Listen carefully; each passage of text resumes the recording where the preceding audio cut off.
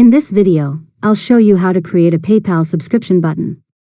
Start by signing into your PayPal business account.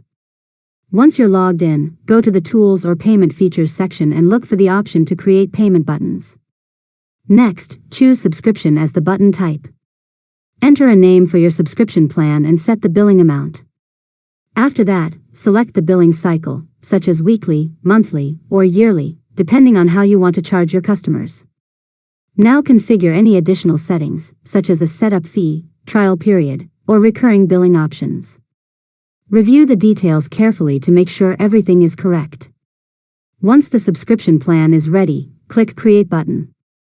PayPal will generate a button and provide code that you can add to your website. If you don't have a website, you may also have the option to share a payment link directly with customers. Next, copy the button code or subscription link and place it on your website where you want customers to subscribe.